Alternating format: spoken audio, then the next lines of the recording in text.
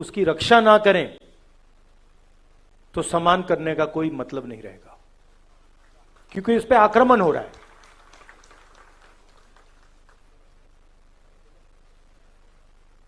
जबरदस्त आक्रमण हो रहा है, चारों तरफ से आक्रमण हो रहा है। सिर्फ एक व्यक्ति, मोदी जी, अमित शाह जी, सिर्फ एक दो व्यक्ति आक्रमण नहीं कर रहे हैं। अलग अलग फोर्सेस, अलग अलग शक्तियां इस पर आक्रमण कर रही हैं।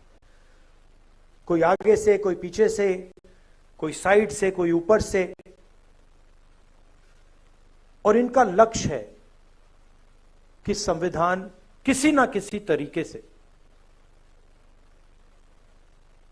या खत्म हो जाए या फिर खोखला बना दिया जाए।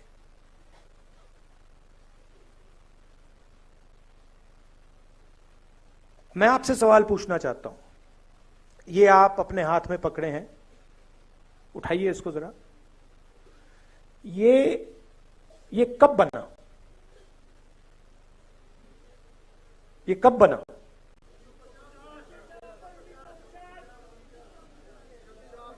$1950? हाँ,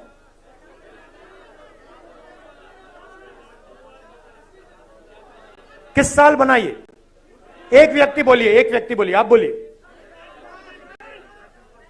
1949, कोई कह रहा है 1950, कोई कह रहा है 1949, कोई कह रहा है 1947। ठीक है, तो मैं आपसे अब दूसरा सवाल पूछता हूं। अगर बिरसा मुंडा जी नहीं होते तो ये बनता? अगर नारायण गुरु जी नहीं होते तो ये बनता? अगर बसवन्ना जी नहीं होते तो ये बनता? अंबेडकर जी नहीं होते तो ये बनता? बुद्ध भगवान नहीं होते तो ये बनता? गुरु नानक नहीं होते तो ये बनता? तो ये कितना पुराना है?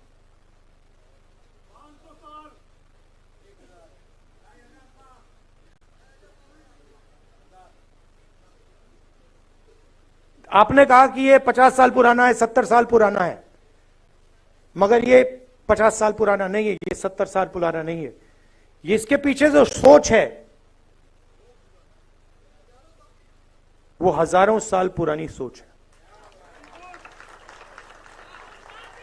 और सबसे पहले ये गुरु नानक जी, बिरसा मुंडा जी, अंबेडकर जी, गांधी जी, बसवन्ना, नारायण गुरु, बुद्ध भगवान, उनकी सोच ने बनाया है।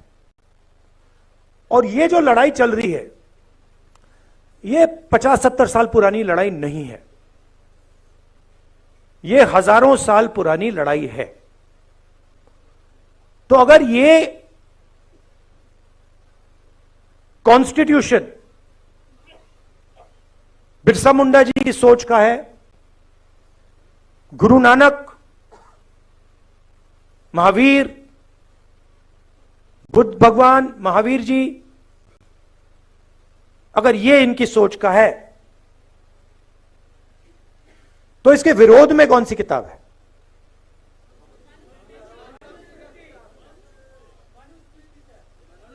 मनुस्मृति।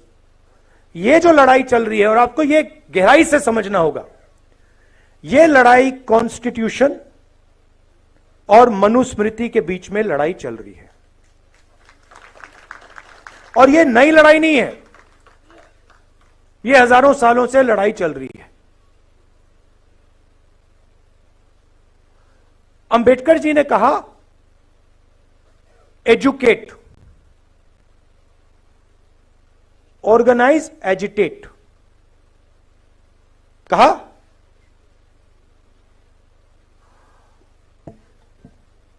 तो जब वो कह रहे हैं एजुकेट, एजुकेट का मतलब क्या? हाँ, किस चीज के बारे में?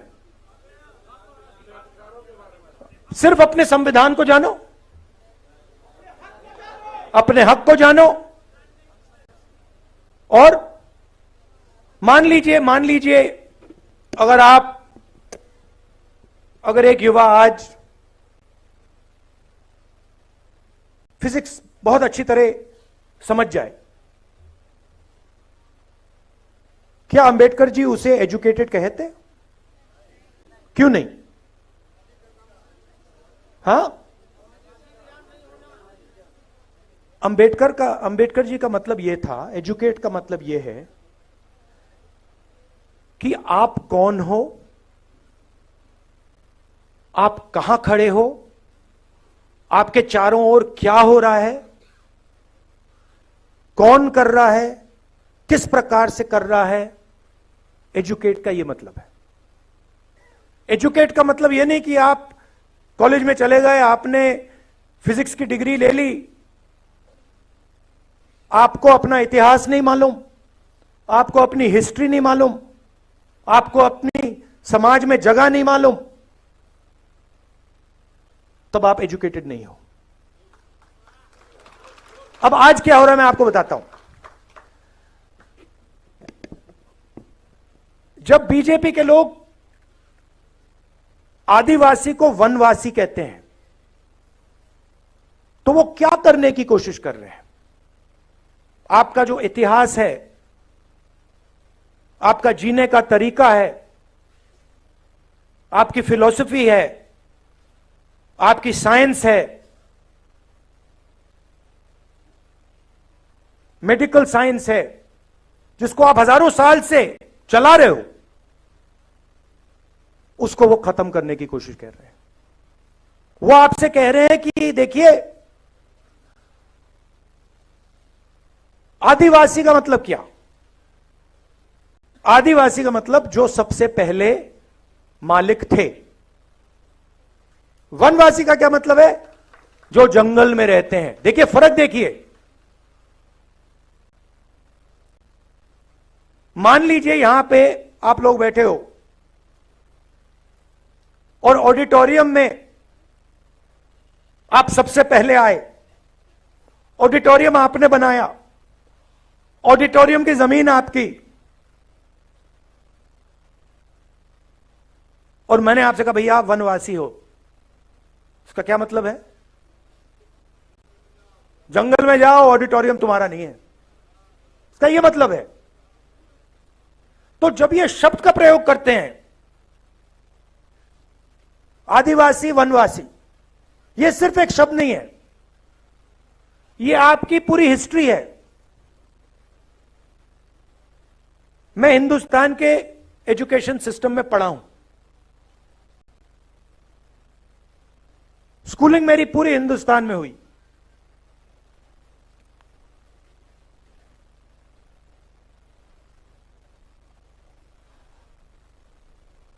पूरा का पूरा जोड़ दीजिए तो आदिवासियों के बारे में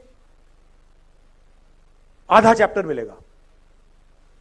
10-15 लाइन मिलेंगी कि हां हिंदुस्तान में आदिवासी भी हैं, मगर इनकी हिस्ट्री क्या है, इनके जीने का तरीका क्या है, इनके सोचने का तरीका क्या है, इनकी साइंस क्या है, इनकी पॉलिटिक्स क्या है, उसके बारे में कुछ नहीं। मैं हिंदुस्तान के सिस्टम में, स्कूलिंग मेरी यहां हुई, दलितों के बारे में एक लाइन, हां भाई अनटचेबिलिटी होती थी, मगर उनका दर्द, उन पर जो अत्याचार हुए, उनका जो अपमान हुआ, उनका जो इमेजिनेशन था, उनकी जो सोच थी, उनकी जो साइंस थी, उनकी जो फिलॉसफी थी, उसके बारे में कितना था? एक लाइन। आपने ओबीसी शब्द प्रयोग किया, अदर बैकवर्ड कास्ट, क्या ये आपका नाम है? ओबीसी अदर बैकवर्ड कास्ट मतलब हां, वो दूसरे पिछड़े लोग। किसने कहा कि आप पिछड़े हो? किस बेसिस पे कहा? आप इस देश को चलाते हो, आपका खून पसीना से यह देश चलता है, आपका जो हक है वो आपको मिलता नहीं है। आपकी हिस्ट्री कहां है? जिन लोगों ने इस देश को बनाया, जो किसान, मजदूर,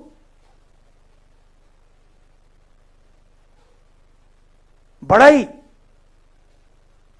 नाई, मोची, इनकी हिस्ट्री कहां है? कहां लिखा है? फाड़ दिया गया। जैसे कि हिंदुस्तान के 90% लोग हैं ही नहीं।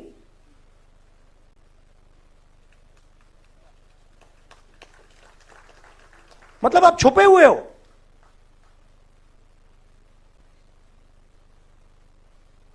हिंदुस्तान के कॉर्पोरेट्स में देखिए आप,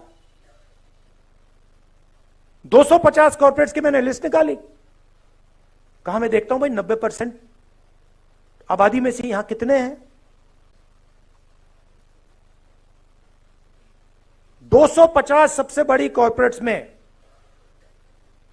मालिकों में, सीईओज में, सीनियर मैनेजमेंट में आपको एक ओबीसी नहीं मिलेगा, एक दलित नहीं मिलेगा, एक आदिवासी नहीं मिलेगा। करेक्ट? मैं यहां झूठ बोलने थोड़ी आया हूं। हलवा बांट रहे हैं वही, हलवा खा रहे हैं वही। अब उसमें एक और बात है, उसमें बेचारे गरीब जनरल कास्ट के भी लोग हैं, 5-7%, उनको भी हलवा नहीं मिल रहा। आप ब्यूरोक्रेसी में देखिए। बहुत अच्छा लगा आपने 90 में से 3 की बात की। 90 में से 3 ओबीसी, 3 दलित, 1 आदिवासी। दलित की आबादी 15%, आदिवासियों की आबादी 8%, ओबीसी की आबादी कोई जानता नहीं है, कोई नहीं जानता। हम कह सकते हैं कि तकरीबन 50%।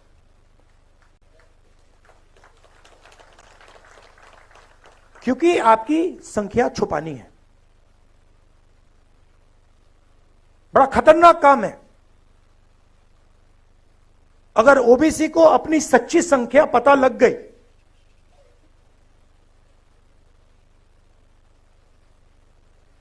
नब्बे में से 3, 50% आबादी, 90 में से 3। और अगर हिंदुस्तान की सरकार में 100 रुपए खर्च होते हैं तो 50% को 100 में से 5, 100 रुपए में से 5 रुपए का निर्णय लेने का मौका मिलता है। 3 अफसर हैं, उनको पीछे बैठा रखा है। आपको कोई ओबीसी, दलित, आदिवासी फाइनेंस मिनिस्ट्री में नहीं मिलेगा, डिफेंस मिनिस्ट्री में, बड़ी बड़ी मिनिस्ट्री में कहीं नहीं मिलेगा। पीछे बैठा हुआ है। 100 रुपए में से 5 रुपए का निर्णय ओबीसी अफसर लेते हैं, 100 रुपए में से 1 रुपए का निर्णय दलित अफसर